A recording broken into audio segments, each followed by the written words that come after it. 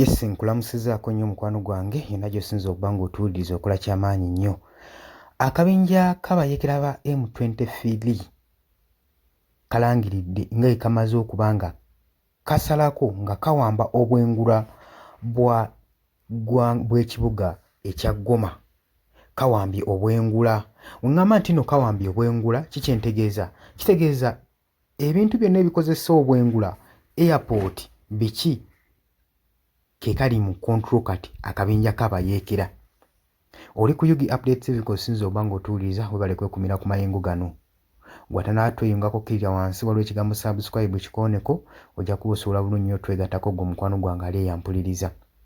Tukimanyi bulungi nti olutalo lwanyiikidde mu mambuka g'eggwanga lino erya Democratic Republic of Congo eri akabinja k'abayeekera ba M23 akagambibwa nti nno kafujjirirwa omusimbi n'eggwanga lino ery'e Rwanda.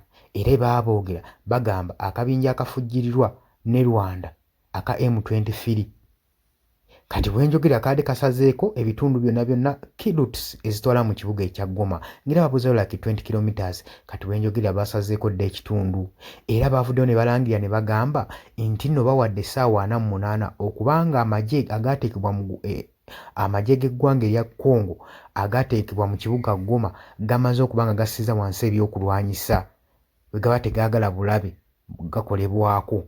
Abayeekera ba M23 be batutte okulabula okwo. Kati bavuddeyo ne balangirira nti ekisaawe ekikulu ekya Goma kiggaddwa. Kitegeeza ki? Era bwe bamaze okkirangirira eggwanga erya Democratic Republic of Congo ne litwala obuvunaanyizibwa ne liranga ng'ekisaawe nga flight zonna ezibadde zigenda okukolebwa ku kisaawe ky'ennyonyi eky'e Goma nga bwe saasaziddwamu. Abadde baakajja ku kisaawe bakubiziddwa okuddayo mu famire zaabwe b'ewaka bwabwe mangu ng'embeera tennasajjuka. Ekitongole ekya United Nations kivuddeyo ne kirangirira ne kiyisa lipooti eri banne baakyo abajaasi bonna ssaako n'abakungu mu kitongole ekya UN beekuumire mu kampusi zaabwe butasalamira ku kisaawe kino ekya Goma. Kitegeeza teri nnyonyi ekkirizibwa kubuuka, teri nnyonyi ekkirizibwa kuggwaawo. Abayeekera ekisaawe bamaze okuba nga bakisalako, basazeeko dda obwengula. Provision zonna bamaze dda okuba nga baziwamba, water supplies, electricity supply, byonna baabiwambye. Era bwenjogerera ekitundu kati ssaawa zino tekirina masannyalaze olw'ebizuka n'entalo ezibadde zigenda mu maaso nga zirwanibwa. Kitegeeza supplies zonna ez'amasannyalaze zabadde zoonooneddwa ng'omukwano gwange ali eyampuliriza. Abayeekera bavuddeyo ne balabula abo bonna abaneetala okukozesa ekisaawe okubuuka nga bajja okuintavyuinga emirimu gyabwe gye bagenda mu maaso kajja bajjuutuka.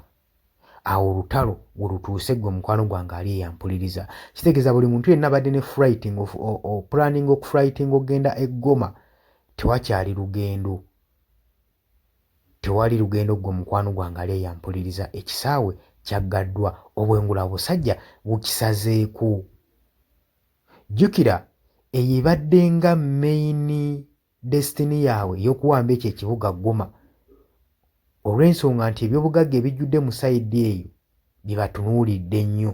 Kati badde balina okukola ekisoboka okulaba nga ekyo ekitundu bakisalako basobole okuba nga bakyeddiza gwe mukwano gwange ali eyampuliriza. Naye nga nkutegeeza nti oli ku mayengo ga Yugi Update TV k'osinzira okuba ng'otuwuliriza. Abali emitalo mu mayanja mbaanirizaako nnyo bale kwekumira ku mayengo gano. Wabula nkutegeeza nti ggwe atanaba kuba ng'osubscribinga genda wansi waliwo ekigambo subscribe kikooneko osobole okuba ng'otwegattako. Mbaagala nnyo.